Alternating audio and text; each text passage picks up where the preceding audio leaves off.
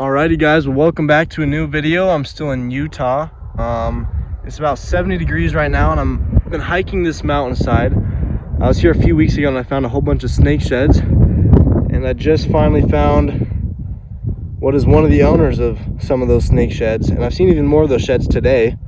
But when I was here last time, I could definitely tell there's a lot of whip snake sheds, and here we have a whip snake. Now, I actually first walked past this guy and he dipped right into that rock, and I missed him unfortunately, so I set my shirt right there, marked it, and came back to it about 10 minutes later and was able to catch him basking outside. I've only seen two of these guys ever in other parts of southern Utah. I'm a little bit more central southern Utah right now. Doesn't get too warm down here yet, but thankfully we got a few days of 70s weather and I was able to get out here and find this guy. I actually just saw another massive striped whip snake. They got away, which is a bummer, but I marked that with the keys and hopefully I'll be able to get back there in a second and catch it. It was definitely one I should have caught, but it slipped right through my fingers. But awesome to find this guy. I found a few other snakes earlier this season in the last video, several fossorials, but I definitely like catching some of those bigger snakes, ones I haven't seen as much as well, such as the striped whip snake. And these guys are really cool. Very fast, slender, and smart snakes, closely related to the coach whip, which I've seen a few of back in Colorado, and they can be down here in Utah if you head a little bit further south. But I'm gonna get some pictures and then let this guy go. Alrighty guys, I was walking to a spot where I wanted to photograph this smaller striped whip snake, and all of a sudden this much larger striped whip snake darted out right in front of me. Thankfully I had one hand available and I was able to kind of dive and catch this guy before he got away. But they are so fast. But absolutely awesome. That's the third one I've seen here, second one I've got a hold of. Right now I really wish I had someone else here with me because it would be much easier to contain these guys and get some pictures of both. But I mean, I'm gonna get some pictures, see if I can find a good way to do this. Might just have to release one of them and then get some pictures of the other. But this bigger one has some really nice red on the bottom there. Wow. But I'm just going to let that guy go here in a second, and yeah, we'll snap some pictures. I am absolutely stoked right now. All right, well, I have the smaller one in my pocket right now. This big one's definitely not holding still, so I'm just gonna let it go. Here's one last look at it. Just that awesome underside coloration, but it was just on the move out here, so I'm just gonna let it continue to do that. Looks like it just went under this rock, but it'll probably continue to forage here in a second. Alrighty, well, this guy's not wanting to hold still either, and I've held on to it for long enough here, so I'm just gonna set it right back outside its little den, and we'll see if we can go find someone else. Alrighty guys, this is where I was earlier when I was talking about that I saw a massive striped whip snake. I set the keys here to mark it, and it was just kind of chilling underneath the tumbleweeds, and I reached in to try to grab it with no luck, and it got away, unfortunately. I'm back here now looking for it, and I don't see it, but right over there, right in the center of my screen, is a Great Basin rattlesnake, which is that's just crazy to me. I didn't even see it the first time. I mean, it might not have been there the first time. I'm looking back at pictures, and I didn't quite have that in frame when I was trying to take pictures of the NC2 striped whip snake. But it definitely could have been there the whole time. It just shows you really got to be careful all the time. Even when you see one snake, there could be another one. But I'm gonna see if I can get a better look at this guy. Alrighty, well, I moved a few of those tumbleweeds out of the way, which I'll put back after. But you can see we got that Great Basin rattlesnake just sitting right there, which is a lifer for me.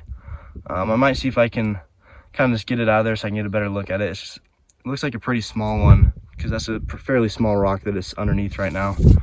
But we'll see. I'm only gonna do whatever's safe, so we'll see if I'll be able to get a better look at it or not. But for now, I'm just gonna watch it and kind of admire it, just in case this is the best look I get. All right, well, when I was here several weeks ago, I saw all these sheds, which is exactly why I came back today, and I had picked them up to look at them. And even today, a few weeks later, there's just more sheds everywhere. It's definitely a great area. That Great Basin rattlesnake, yeah, definitely wasn't able to get a better look at it. It's just in its rock pile there. Unfortunately, I couldn't get a great look at the head. I barely saw it, but nothing good for pictures or anything, but I'm gonna keep hiking around. All right, guys, so me and Hayden haven't had much luck with snakes, which isn't too surprising until now, though. We have two milk snakes right here that we just flipped within a few minutes of each other at this one spot. So we're gonna take some time to get pictures. We're definitely not too surprised we haven't seen much because this spring in Colorado has been so dry and just not the most ideal conditions, but we know how many other opportunities we would have this year, so we decided to get out. And we got a really big milk right here, which I flipped first, and then not long after, Hayden flipped this this other milk. It's a little bit smaller, but it's got a lot brighter colored red, which is really cool. But we're gonna snap some pics of these guys and then let them go on their way. All right, well, here is the second milk snake that Hayden flipped, and we're just gonna let it go back under its piece of concrete right there, and then we'll go set the other guy off. All right, we're letting the other milk snake go. So awesome that we could see these guys. We got a little bit more to hit, and hopefully we'll see some more. But we'll let this guy get back to his piece here. Alrighty, not long after, we got milk number 3. This one is much younger, definitely a juvenile right here. This guy was really cool looking. You can see each of those red bands is like an hourglass between the black, and it reminds me a lot of like the stomach of a black widow. But this guy looks really, really cool. We got a couple in-hand photos, but we're kind of running out of time for the day, and we want to do a couple more things, so we're just not going to spend too much time and let it go back underneath its rock. As it has been super dry in Colorado.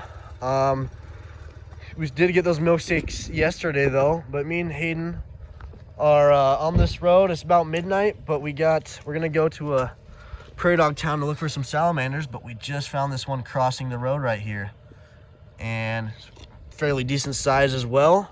The first salamander that Hayden has seen this year, and my first one that I've seen in Colorado. I saw a few in a pool in Utah, but none out on the ground in Colorado. So it's awesome to see this guy. We're definitely gonna be able to see a couple more now that it's finally been rain, and we're gonna hit a reliable spot for them as well. But absolutely awesome. There's a car, so we gotta get it out of the way. All right, guys, we checked the first hole in the field, and there was 3 sticking right out of it, and 2 of them we got right here. But we're not gonna take a lot of time with them, so we'll just let these guys go. All right, and we got another one right here, a little bit better yellow on this one, and it's a little bit bigger.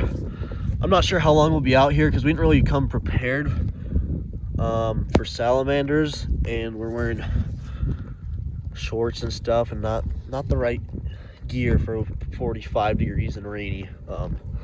But we'll see if we can find a few more. All right, we got another one right here, and we'll just let him sit back in his hole.